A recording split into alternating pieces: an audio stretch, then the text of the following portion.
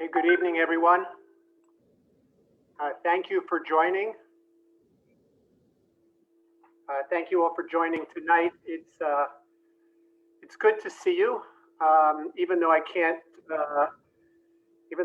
see you other than virtually. It's good to see you, and I'm very appreciative of your joining tonight for this very unusual Shabbos hagadol drasha.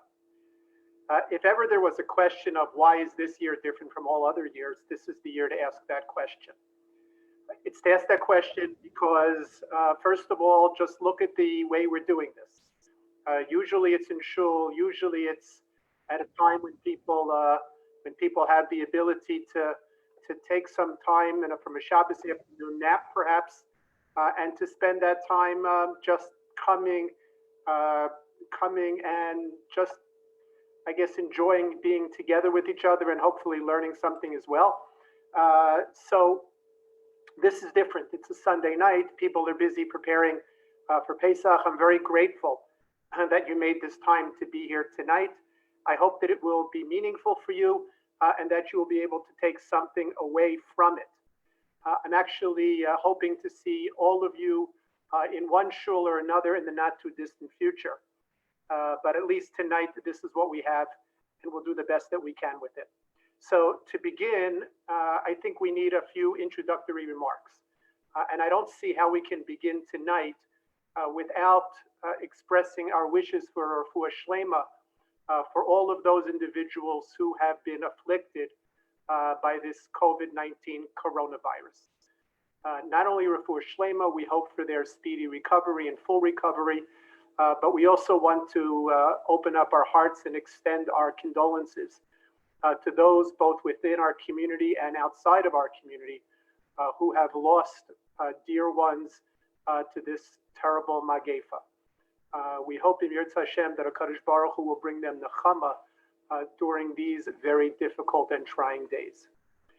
We also can't begin tonight without acknowledging the tremendous mesiras nefesh of all of our healthcare professionals.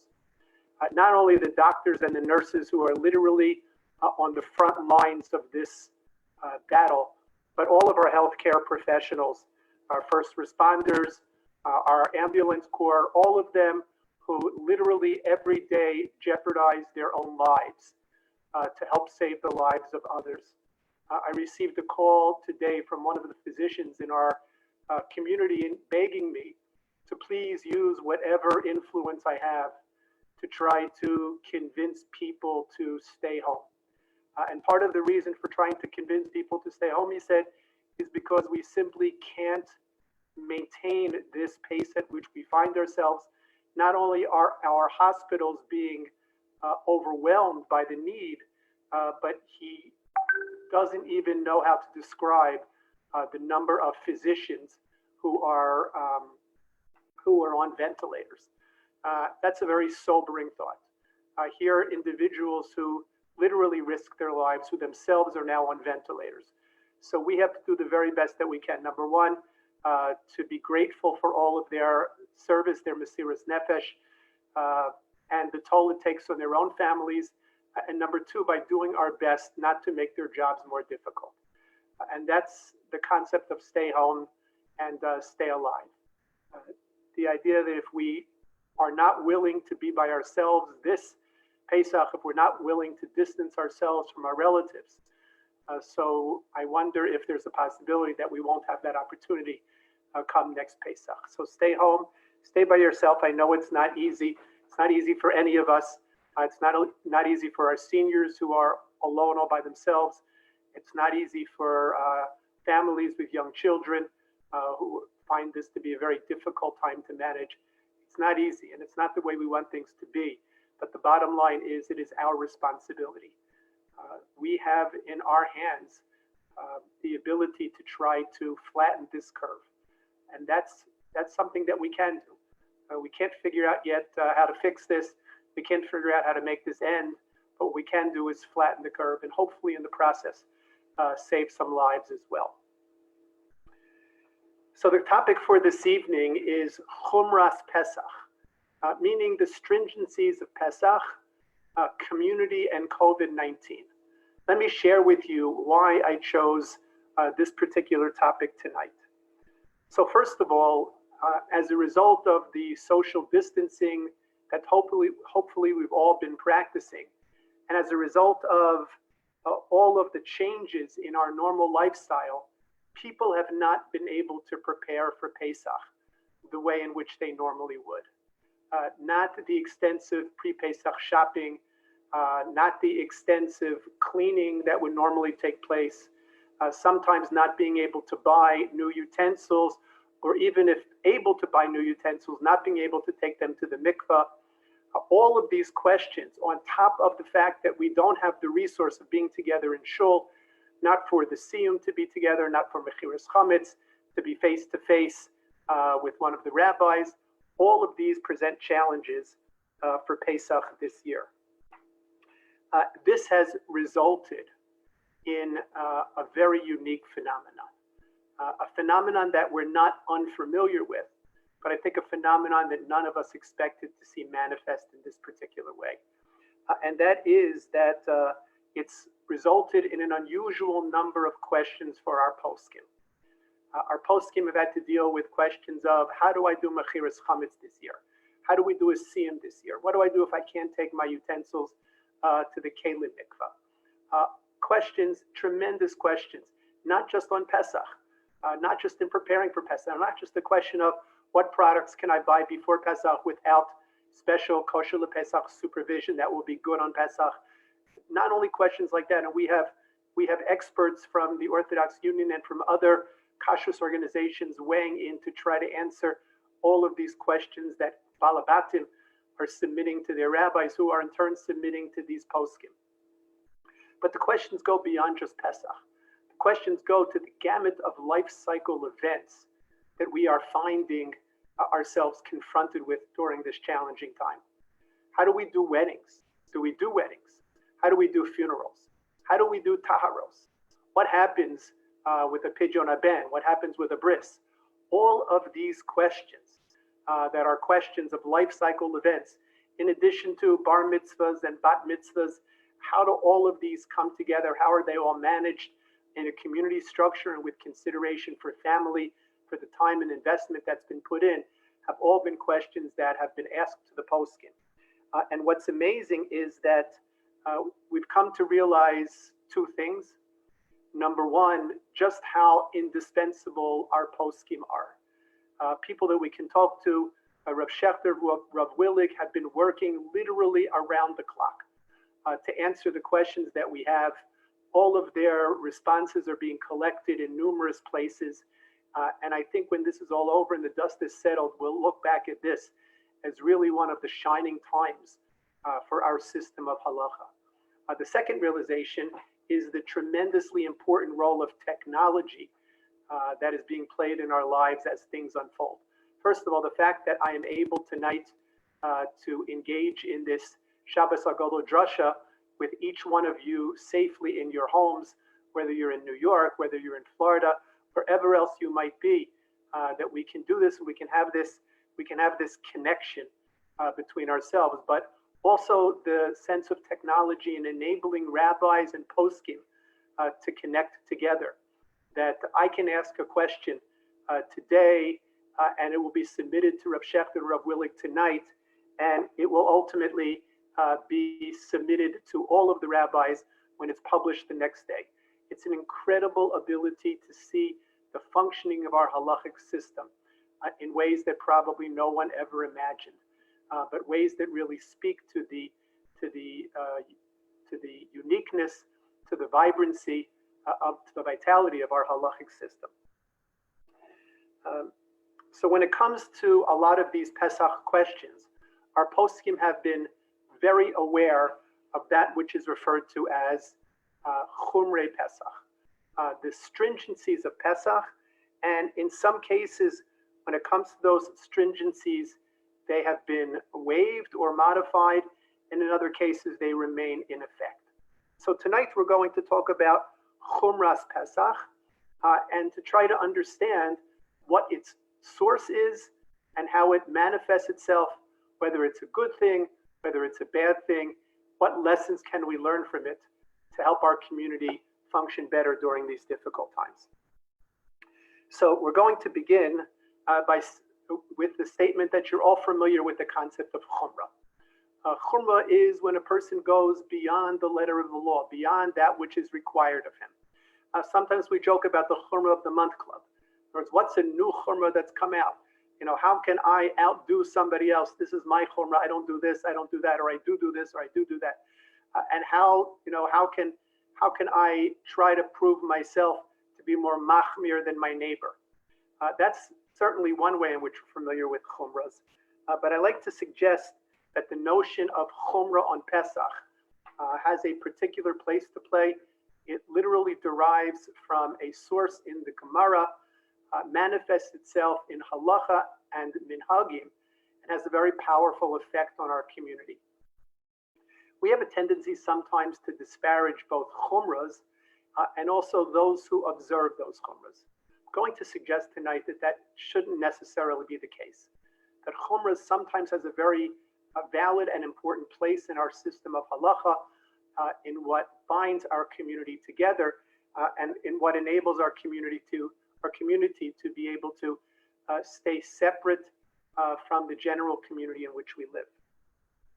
So let's begin. We begin with the nature of chametz in general on Pesach. Where does this sense of chumrah come from? So the Gemara in Maseches Chulin on Daf Tzadi Vav Amud Beis in the Mishnah records something very interesting. The Gemara there says, I know that I'm not allowed to eat a portion of the sinew of the hindquarters of an animal, known as the gid hanasha. The gid hanasha, which some refer to as the sciatica, has to be removed from the hindquarters of the animal before those hindquarters of the animal can be kashered and eaten. The process of removing that gid hanasha, as well as whatever else needs to be removed, is known as nikur, or in Yiddish as trebering. It's not something that's very commonly done today. It's always done, but it's not necessarily that's widespread. It's a widespread skill for many. There are people who are experts in nikur, and they are the ones who supervise most of the nikur which is being done, to make sure that it's being done properly. So the Mishnah there in Maseches Chulin describes the following case. Describes the case of a leg, the hindquarters of an animal that is cooked, and it's cooked at the time before the gid hanasha was removed. So it's being cooked, and the gid hanasha is infusing its flavor into this leg of the animal that's being cooked. Now, clearly we know that we're not allowed to eat the gid hanasha. There's no question about that. Nobody here is suggesting to eat the gid hanasha.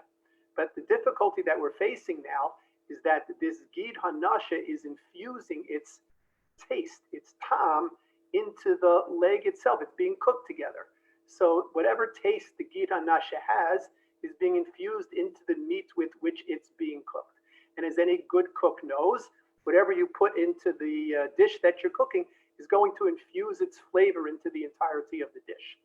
So this ta'am, this flavor of the gid hanasha, which is being infused into this leg of an animal that's now being cooked.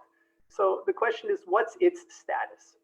We have a principle that the Mishnah delineates for us, known as ta'am ki'ikar, that even if the gid hanasha were to be removed, if it had given over, if it had imparted a ta'am, a flavor, a taste to the meat, then that ta'am is considered ki'ikar, as if the gid hanasha is actually present there. So even if you separate the gid hanasha and take it out, if it was there while the meat was cooking, it imparted its ta'am. Okay, that's very nice. It imparted its ta'am. How do we know whether or not the gid hanasha imparted its ta'am? All right, so maybe you can say, let someone taste it. We'll find a volunteer, hopefully a non-Jewish volunteer who's not bound by this prohibition, and he'll taste the meat, and he'll tell us, does the meat taste like gid hanasha, or does it not taste like gid hanasha? The problem with that is that, first of all, probably very challenging to find somebody, but even if we did find somebody, it wouldn't work. because the gid hanasha is from the basar, the meat is from the basar, and our Mishnah assumes that they both taste the same. So since they both taste the same, it's impossible to answer the question as to whether or not the gid hanasha has imparted its taste into this leg that's being cooked. We assume that it's imparted its taste, but how do we know for sure? Because when we taste the meat, all we can taste is the meat. We don't know if that's gid hanasha taste or just meat taste. So the Mishnah offers a solution. And the Mishnah says that if there is as much gid hanasha kibasar balefes, if there is enough gid hanasha as a piece of meat in a group of radishes, meaning a dish of radishes and a piece of meat falls in, if that piece of meat is able to impart its meaty flavor to the radishes, so then that is the halacha of no sein tam. So basically what the Mishnah is telling us is that Moshe Rabbeinu halacha l'Moshe miSinai has given us a shear. He said, imagine the amount of meat that needs to fall into a dish of radishes, that amount of meat which will impart its flavor to the entire dish of radishes, and that's the amount of gid hanasha that needs to be here in order to impart its taste. If there's less of that amount of gid hanasha, less of that volume, then it hasn't imparted its taste. If there is that volume or more, then it has imparted its taste. How much is that volume? So the Meforshim point out that this shear of basar belefes, like a piece of meat in a dish being cooked with radishes, is 1/60th of the mixture. Meaning that if the meat is less than 1/60th of the mixture, then it does not impart its taste to the mixture. If it is more than 1/60th of the mixture, then it does impart its taste to the mixture. So now we take that law and we apply it to gid hanasha. We apply it to our Mishnah here in Maseches Psachim. And what do we say? If the gid hanasha, in Maseches Chulin, we say if the gid hanasha was 1/60th of the volume of the leg in which it's being cooked, so then the leg is prohibited because ta'am ki'ikar, and the ta'am of the gid hanasha is imbued into the leg that's being cooked. I'm not allowed to eat that leg. Even if I remove the gid hanasha and I'm not eating the physical gid hanasha, nevertheless the ta'am, the flavor which has been imparted into this leg of the animal remains there and is forbidden. If it's less than 1/60th, so then we say there's no ta'am there. Now in actuality, when I taste this, I'm not going to be able to know whether or not there's ta'am of gid hanasha in, because as we mentioned earlier, the ta'am of the gid hanasha and the ta'am of the basar are the same. But Chazal give us this shear, this measurement to approximate no sein ta'am. 1/60th or more creates ta'am. 1/60th or less than 1/60th does not create ta'am. And this is the general principle by which we understand bitul or nullification. If an object which gives off flavor falls into another object, and it's impossible to separate those two, such as in the case of two liquid substances or two powdery substances, it's impossible to separate those two, then I have to try to measure the amount that fell in. If the amount of the prohibited matter that fell in was greater than 1/60th of the totality of the mixture, so then the whole mixture is prohibited to me. If it's less than 1/60th of the totality of the mixture, then I am allowed to eat that mixture, and the prohibited part is considered nullified in the greater piece of the mixture. So the shear of 1/60th is a rabbinic shear. Halacha l'Moshe miSinai. We know that in many cases, bitul barov on a biblical level is sufficient. But we're limiting ourselves tonight to this discussion of 1/60th. So with this discussion of 1/60th, I now have the following. If, as I said, what fell in was 1/60th or more, it imparted its ta'am, its flavor. If it was less than 1/60th, then it did not impart its tom or flavor. How might we apply that to the laws of chametz? So we can understand the laws as follows. In this idea of being less than 1/60th, there are some notable exceptions. For instance, if the amount is less than 1/60th, and it is nevertheless what we call a davar hama'imid, it's something without which the totality of the mixture couldn't exist in its current form, then even if it's less than 1/60th, it is still it's considered not batal, and depending upon what substance we're talking about, the entire mixture might be prohibited. So as an example of that, as an example of this exception to the rule, we would have, let's say, yogurt, cottage cheese, cream cheese, sour cream, all of these items, which consist primarily, which consist entirely of kosher products, become problematic on Pesach and require an OUP. Why do they require an OUP?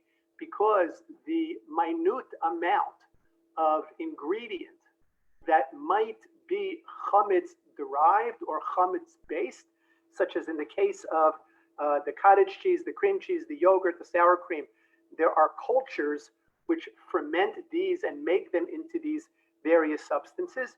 These cultures, along with stabilizers in the material, are often grown on chametz sources.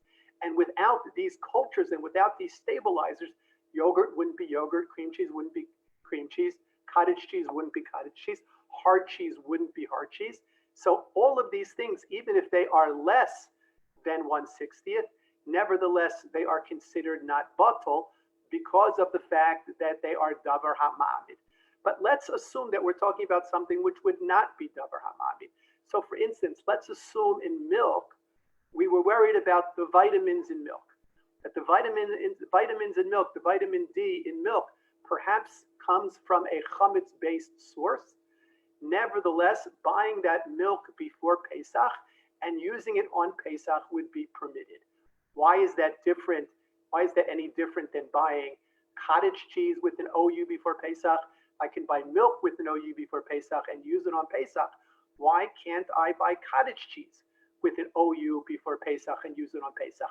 Or yogurt with an OU before Pesach and use it on Pesach? Or hard cheese with an OU before Pesach and use it on Pesach? And the answer is, when it comes to milk, the vitamin D source, which might be chametz, is nullified because it is less than 1/60th of the mixture.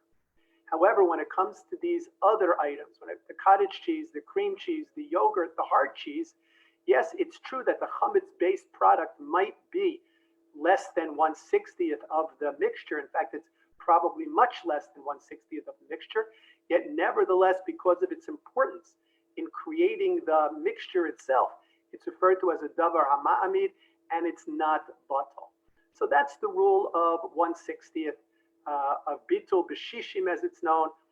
It has ramifications now before Pesach, and has ramifications all year long as well. If I'm making a cholent and inadvertently I'm pouring some milk into my coffee and I'm a little bit close to the cholent and the milk splatters and goes into the cholent, all of that happened accidentally. Do I have to throw out my cholent? So we assume that if it's only a little bit of milk that's spilled in, and it's impossible to separate out that milk, that it's batul b'shishim in the entirety of the cholent. So this batul b'shishim rule is something that applies throughout the year in other prohibitions and pre-Pesach when it comes to chametz as well. However, what about on chametz? Sorry, what about on Pesach? What happens to this rule of batul b'shishim on Pesach? So in Maseches Psachim, Rav rules that on Pesach, batul b'shishim doesn't work. Meaning, specifically regarding chametz, that chametz, which is mutter before Pesach and usur prohibited on Pesach, the principle of batul b'shishim to this isser of chametz doesn't apply. Meaning that in order for this chametz to be nullified, It's not enough that it's less than 1/60th. In fact, it can't ever be nullified because according to Rav, chametz on Pesach is asur b'mashu. We are stringent, we are machmir when it comes to chametz on Pesach, and we don't allow chametz on Pesach to be nullified by the 1/60th rule. Chametz on Pesach becomes prohibited even in the smallest amount, the minute amount. Afilu b'mashu, chametz is asur on Pesach.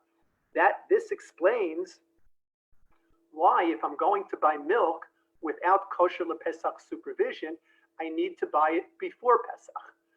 If I buy milk on Pesach, I need to buy the milk that has the kosher lePesach supervision, because at that point, you don't have to worry about any vitamins that might be in the milk that come from a chametz source. That's already been eliminated by the kosher for Pesach supervision, and I no longer have to employ the principle of bitul, which only works pre-Pesach. Okay, this stringency of afilu b'mashu, Tosfos says, is due to chumras Pesach. It's because of the stringency of this holiday of Pesach, and because of the stringency of this holiday of Pesach, the rabbis went ahead and increased the rule, or I should say increased or essentially nullified the rule of 1/60th being nullified by saying that chametz on Pesach is asur afilu b'mashu. This chumras Pesach, this stringency that we follow on Pesach, takes not only its form of something not being batal, but takes its form in at least two other areas as well. We have in halacha the concept of nosein tam lifgam. What does that mean? Let's say that I had a regular pot. Okay, we're talking now. It's a few days before Pesach. I'm cooking something for Pesach. I'm cooking a dish for Pesach, and I inadvertently took a chametz-dik pot and cooked that kosher lePesach food in my chametz-dik pot. So what's the halacha? So it's before Pesach, and what do we say? Before Pesach, we know that any amount of flavor that comes in, if it's less than 1/60th, it is batal. And additionally, if the pot hadn't been used for at least 24 hours, then it is considered nosein tam lifgam. The flavor that it's giving off is not considered a significant flavor at all, and the food would be permitted to be eaten. However, on Pesach, let's say I did the same thing on Pesach. On Pesach, I reached into the drawer and I inadvertently took out a chametz-dik pot, and I took my kosher for Pesach food and I cooked it in that chametz-dik pot. Wait a second, I haven't used the chametz-dik pot for a week. It doesn't matter, nosein tam lifgam on Pesach is prohibited, and therefore you would not be allowed to eat this kosher lePesach food that you cooked in a chametz-dik pot. So there are, as a result of these stringencies, and we'll talk in a little while about why these stringencies result on Pesach, but as a result of these stringencies, we have a number of customs that have developed over the years, some chumras that are very much based in Gemara and Halacha, other chumras that are based more on community practices. So we'll just talk about a few of them tonight.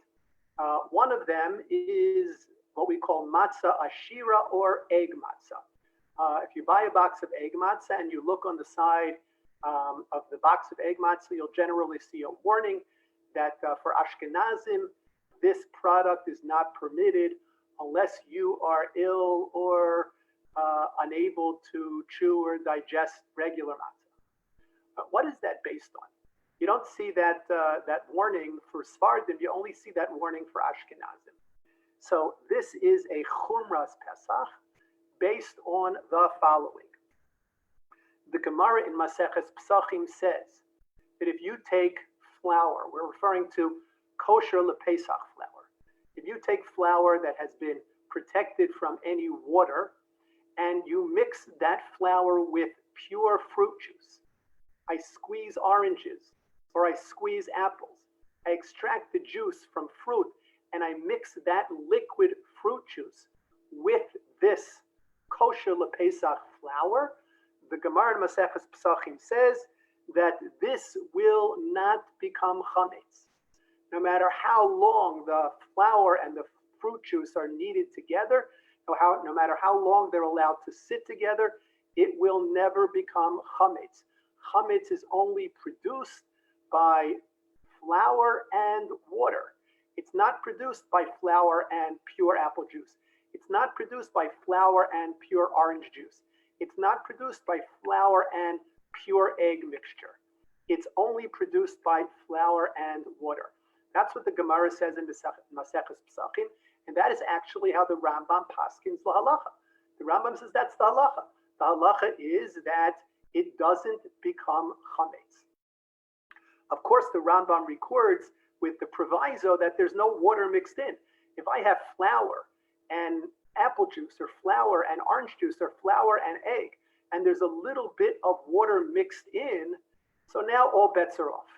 Right now, all bets are off because that little bit of water together with the orange juice or together with the apple juice, we don't now know what's happening. How long does it take to become chametz? It might become chametz right away. We might not be able to prevent it from becoming chametz. The Rambam notes that if there's any water mixed in, so that's problematic. But if it was pure juice, the flour and pure juice mixture would not become chametz. The Shulchan Aruch, the Mechaber, Rabbi Yosef Karo, paskins like the Rambam. And that is why Sfardim, people who follow the minhag of the Mechaber, Rabbi Yosef Karo, in the Shulchan Aruch, eat egg matzah without any prohibition. There are those who are stringent upon themselves and don't, but generally we know that by Sfardim there is no prohibition of eating this egg matzah. No? So what happened to Ashkenazim? How come if the Rambam paskins lahalacha that way and the Mechaber paskins lahalacha that way, Nebuch, what happened to the Ashkenazim? That Ashkenazim are not allowed to eat this mixture of flour and fruit juice. So the Ramah writes of Moshe Isserlis. The Ramah writes in the Shulchan Aruch on this, in the same halacha where the Mechaber says it's mutter. The Ramah writes to Bnei Ashkenaz it is prohibited. Why? Because, says the Ramah, we take into consideration a sole opinion of Rashi on the Gemara in Maseches Pesachim. There in the Gemara Maseches Pesachim, Rashi says that if you mix flour with fruit juice, it can become chametz. And even though Rashi's position is that it doesn't become chametz gamor, it becomes something called chametz nuksha, which is a chametz where there's some defect in its process of fermentation. Nevertheless, Rashi is of the opinion that you can't do it. The sole opinion. The Rambam disagrees. Rashi is the sole opinion. Nevertheless, says the Ramah, we follow that sole opinion of Rashi because of Chumras Pesach, because of the stringencies involved in observing Pesach, the stringencies involved in observing the halachos of Pesach, because Pesach is so stringent, because the prohibition of chametz on Pesach is so stringent, says the Ramah, Bnei Ashkenaz don't eat egg matzah unless there are extenuating circumstances, as I mentioned before. So that's an example of a chumras Pesach that has very much become incorporated into halacha. Its source was from the Gemara, was incorporated into the halacha. You have the Rambam, you have the Shulchan Aruch, you have the Ramah. That's chumras Pesach. We don't just dismiss that. We don't just say, listen, you know what? I'm not so machmir on myself. I want to eat egg matzah. I'm not so machmir on myself. So if you want to eat egg matzah, you have a possibility. That is marry a Sephardi, right? If you're a woman and you want to eat egg matzah, marry a Sephardi. But if you're married to an Ashkenazi or you yourself are an Ashkenazi, so then you can't eat the egg matzah, even though it's chumras Pesach. The Ramah says it is forbidden, and therefore we're not allowed to eat that egg matzah. Some other examples, and you're probably thinking in your head right now, what are some other examples of this chumras Pesach? So I'll share with you one that you're very familiar with, and that is the chumras Pesach of kitnios. right? Kitnios, legumes, beans, which we know clearly are not chametz. There is no prohibition of owning kitnios over Pesach. There is no prohibition of deriving benefit from kitnios over Pesach. I want to feed my animals animal feed that is kitnios, not a problem. Feed my dogs kitnios. I could feed my cats kitnios. I could feed my birds kitnios. Not a problem. I'm not allowed to derive. There's no prohibition of deriving any benefit from kitnios. Nevertheless, to B'nai Ashkenaz, there is a Chumras Pesach. And this Chumras Pesach is that we don't eat kitnios, nor do we eat kitnios derivatives. Exactly how far that goes is an interesting, is a discussion and an interesting tshuva of Moshe Feinstein as to whether or not we can apply that to something that was unknown at the time that this was accepted upon the Ashkenazi community. But nevertheless, the Ashkenazi community has accepted this Chumras Pesach. It makes things quite difficult if you're living in Eretz Yisrael, where many of the kosher products are labeled La'ochle Kitnios. It's not so easy in Eretz Yisrael to find products that are intended for Ashkenazim that don't contain any Kitnios in them. Much more prevalent to find kosher LePesach products that say La'ochle Kitnios. This is for those people who do eat Kitnios. And whether this minhag will ever be, this chumrah, will ever be abrogated or not is a discussion that comes up each and every year as to whether the minhag should still be in place or not in place, whether we should still be observing this chumrah or not observing this chumrah. But certainly we are continuing to observe this chumrah of kitnios until the time comes when the halacha changes.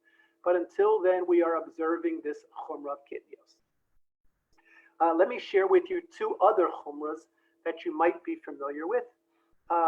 One is a chumrah that is more specific to a community. It's not something which is mentioned in the Gemara. It's not something which is mentioned lehalacha, but it's the concept of gebrokst. Right? Gebrokst is a Yiddish word that means broken, and it's referring to taking broken pieces of matzah and immersing those broken pieces of matzah in water. According to individuals who don't eat gebrokst, so any liquid that has come, any matzah that has come into contact with liquid, I'm not allowed to eat. So kinedlach, which is matzah meal that's cooked in a soup or cooked in a liquid, people don't eat. To mix matzah with other liquids, people who observe the custom of gebrokst don't do that.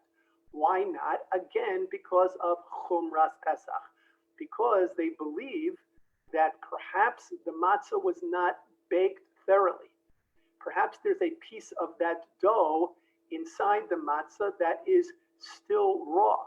And that raw dough, when it comes into contact with water, will become chametz quickly and invalidate, passel everything else that you're eating. So there are individuals who avoid eating gebrokst because of this Chumras Pesach. And there are sometimes particular communities. So for instance, the Minhag Lubavitch, not to eat gebrokst. Another example of this is the example of an 18-minute matzah. It used to be you could go into a store and you could buy two kinds of matzah. You could buy, we're talking about machine-made matzah. You could buy boxed matzah, regular matzah, or you could buy 18-minute matzah. What's the difference between those two? So for regular matzah, it's produced on machinery. That machinery is running 24 hours a day. Right? Once it's kashered for Pesach, so then it's cleaned and ready to run. Button is pushed and the machine starts running and producing this matzah 24 hours a day. There's a lot of matzah that has to be produced. So 24 hours a day, the machine is running. It's not shut off. It's not cleaned. And that therefore generates the following question. What happens if there's a piece of dough that got stuck somewhere in the machine? And now that dough is continuing to ferment and becoming chametz. And now it's going to be mixed in with the other dough that's being produced, that's producing these boxed matzahs. Isn't that going to make everything chametz? And the answer is no. Why? Because we rely on this principle of before Pesach, batul b'shishim. Any dough that's caught in the machine is clearly less than 1/60th of the mixture, and therefore it is batul, it's nullified in the mixture. But you could also buy 18-minute matzahs. And there were people who observed the stringency of buying 18-minute matzahs. What was the stringency of buying 18-minute matzahs? So according to those who follow this chumrah, this stringency, 18-minute matzahs were made by stopping the machine every 18 minutes, completely washing down and cleaning the machinery, and then restarting it again. This way, any dough which might have gotten stuck in a crevice or in another place in the machinery has been cleaned away. There was no chance for that dough to ferment because generally we say 18 minutes is the shear of fermentation. There was no chance for that dough to ferment, and because of that, that 18-minute matzah is free of any questions of bittul, of any questions of nullifying any chametz that might be part of the mixture, because there was no chametz as part of the mixture since the machine was cleaned every 18 minutes. It's a chumrah, it's chumras Pesach to eat those 18-minute matzahs. Today, the good news is that every box of matzah that contains an OU, kosher lePesach, is in the category of 18-minute matzahs. I'm not sure how they managed to do that with the factories, but that's what we received from the OU. They're all considered 18-minute matzahs. So we have these different chumras. We have the chumrah of 18-minute matzahs. We have the chumrah of kitnios. We have the chumrah of gebrux. We have the chumrah of matzah ashira. We have all of these chumros, and they're connected to Pesach, chumras Pesach. Why is Pesach so stringent? What is it about Pesach that makes it so stringent that we take upon ourselves all of these chumros? So perhaps I can suggest the following. We know that chametz on Pesach is punishable by kares, by a divine excision. That if you eat chametz on Pesach, you are now subject to the punishment of kares. Precisely what kares means is a whole nother shear, but it is obviously being cut off in some way, cut off from a Kadosh Baruch Hu, cut off from the Jewish people. It is a very severe punishment. And because the punishment for eating chametz on Pesach is so severe, because it's kares, so we've added all of these extra stringencies. So for instance, eating milk and meat mixed together is prohibited, but the punishment is not kares. Here, the punishment is kares. Now, we have other things where the punishment is kares as well, and yet we're not so stringent when it comes to those other things. Why particularly by chametz on Pesach? So perhaps we can understand it from the following explanation, and that is that chametz is something that we're familiar with all year long. We're used to using chametz. We eat it all year long. Because of the fact that we eat chametz all year long, the rabbis were worried that we might not have that sense of stringency, of urgency when it comes to Pesach, that our habits might kick in. It might be rote and routine. We eat chametz all year long, so we're not going to be as careful when it comes to chametz on Pesach. So therefore, the rabbis added these stringencies, this chumras Pesach, of making Pesach prohibited afilu b'mashu, of making Pesach prohibited even in the smallest, the most minute amount.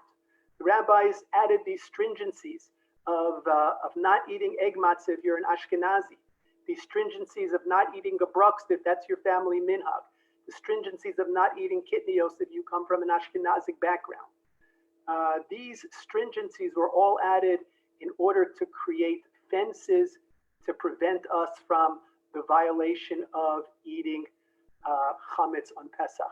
Since that violation is punishable by kares, and we're so used to it, we need those chumros Pesach to keep us in check. But perhaps we can understand it in another way as well. The Ari Zal is quoted by the Ber Heitev in the Shulchan Aruch, where he writes that anyone who is machmir by not eating even a tiny amount of chametz on Pesach will not sin throughout the year. That's a statement that the Ber Heitev quotes, a statement of the Arizal, And I'd like to spend a few moments with you now trying to understand what that statement of the Arizal means. Is it magic?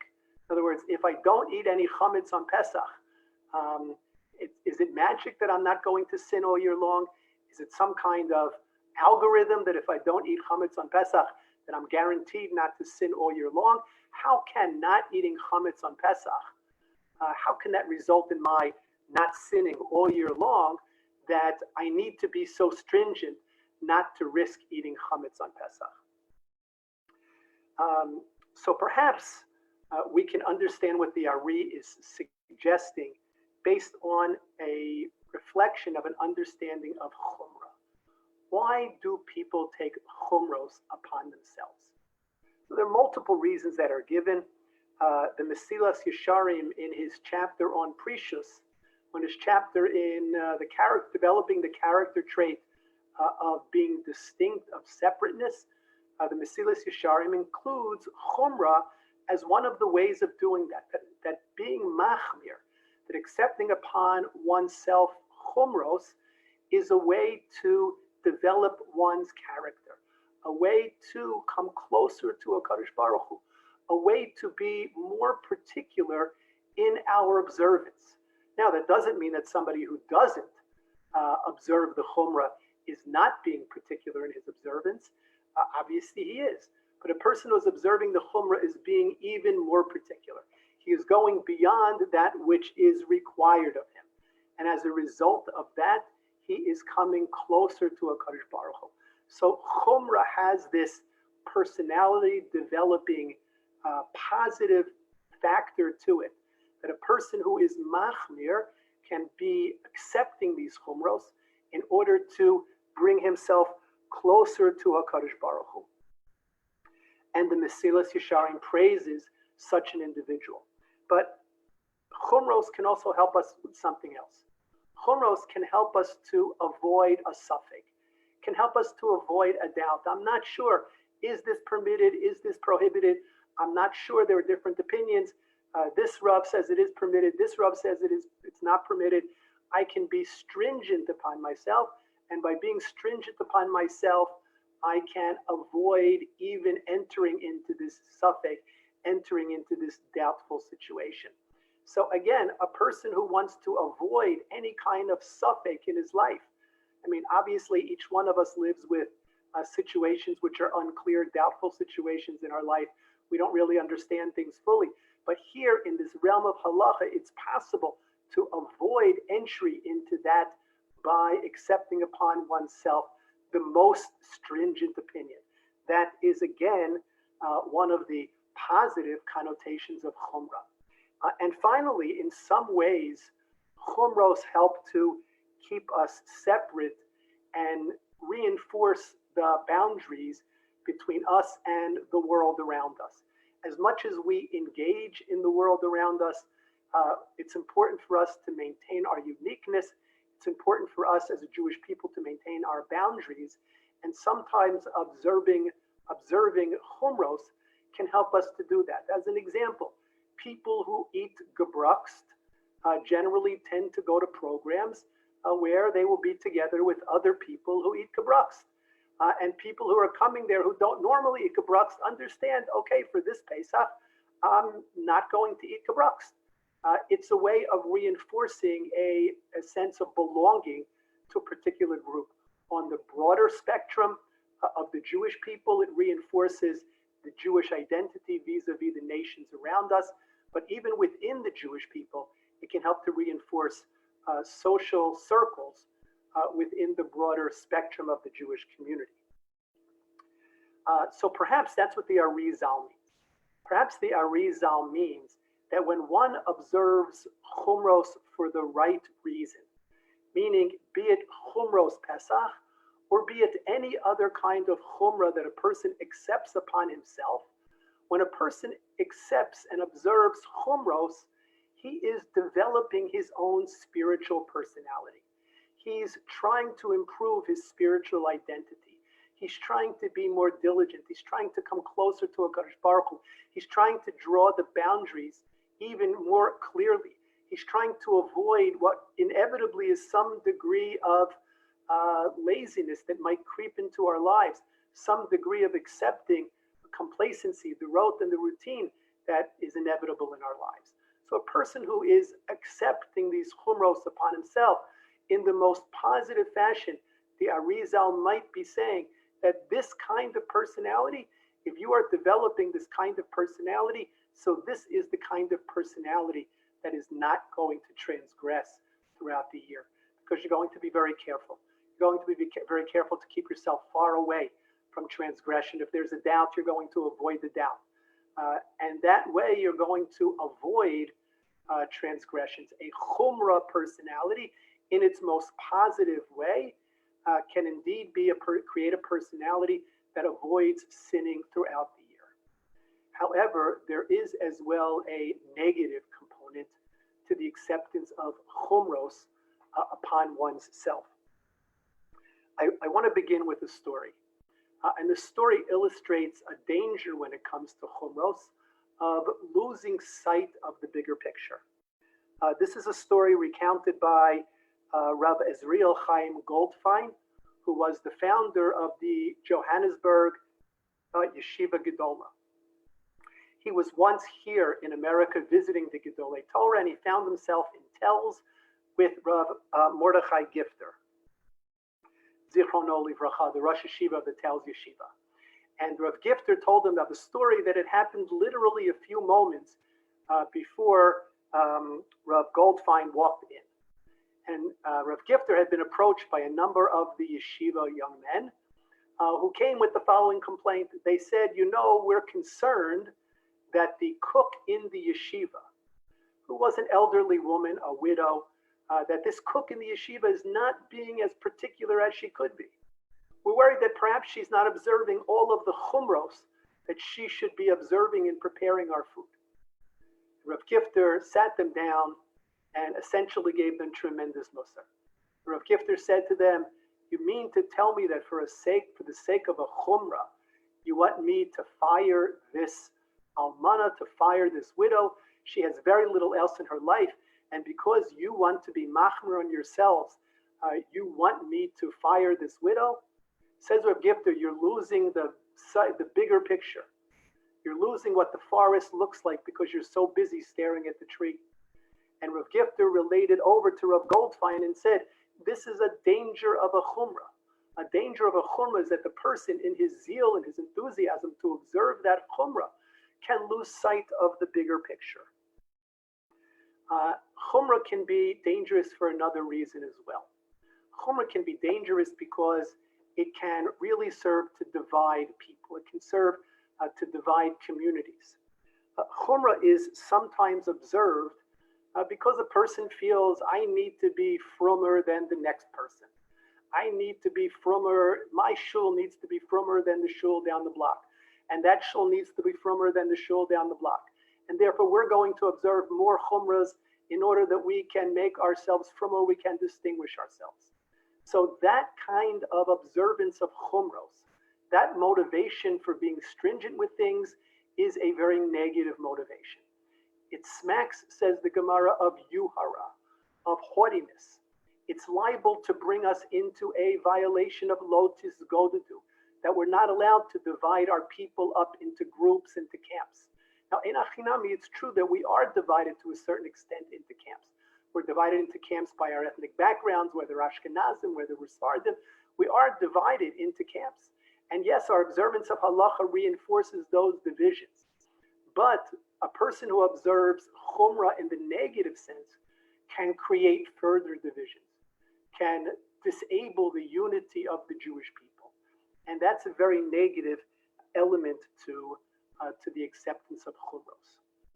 And perhaps that brings us full circle to why Chumras Pesach is so significant of an issue this year, and why our poskim, to a large extent, have understood what's the difference between Chumras Pesach and Ikar Hadin, what's the difference between a Chumrah and something which is essential. Our poskim have bent over backwards to be as lenient as possible as they could be regarding the purchase and the use of new kalim, even when the kalim mikvah is closed, with lots of explanations as to what to do. to allow mechiras chametz virtually over the computer without ever engaging in a kinyan with the particular rabbi. All of the leniencies that the poskim have developed during this very trying period have been leniencies based on their understanding that at a time of crisis like this, unnecessary chumros Pesach can indeed be waived. Now, of course, you need to be a posek to make that decision. It doesn't mean if you're sitting at home, you could say, you know what, very hard for me to get to the store. So I think because eating egg matzah is a chumras Pesach for Ashkenazim, I'm not going to do it this year. Or because I think that kitnios is a chumras Pesach for Ashkenazim, I'm not going to do it that year. That you have to be a posek to make that kind of decision. And so far, our poskim have not made that kind of decision. But our poskim have dealt with other stringencies on Pesach and said that those stringencies don't apply this year. Perhaps we can understand that their motivation was that this year, perhaps more than in any other year in memory, that this year needs to see the Jewish people coming together. We don't want to be driven apart by chumras. We don't want to be driven apart by dividing ourselves up into categories, into groups, into one group being frummer than another group. This year, perhaps more than ever before, we need to try to come together. We need to try to come together to help each other. We need to try to come together to strengthen whatever we can do as a community, coming together on a night like tonight as a community, coming together in a chesed WhatsApp chat to help others who perhaps can't go out, who need something taken care of. These are tremendous examples of what we can do to come together. And yes, it's true, L'tzarenu, unfortunately, our Pesach Sidarim are not going to be times when we can come together as we did last year or in Yirtzeh Hashem as we will do next year. But there are other ways to come together this year, and hopefully we will be able to embrace those other ways of coming together. And in so doing, we will strengthen ourselves as a Jewish community, giving ourselves the ability to weather this terribly difficult challenge that we are facing. And in Yirtzeh Hashem, to come out on the other side stronger with our emunah in HaKadosh Baruch Hu, stronger with our bonds between community. And in Yirtzeh Hashem, come out on the other side of this, prepared to be even greater servants of HaKadosh Baruch Hu. I thank you all very much for joining in. I wish you all a Chag Kasher V'Sameach, a Zis and a sweet and a kosher Pesach. And best of all, it should be a healthy Pesach for you and for your loved ones. Have a good evening.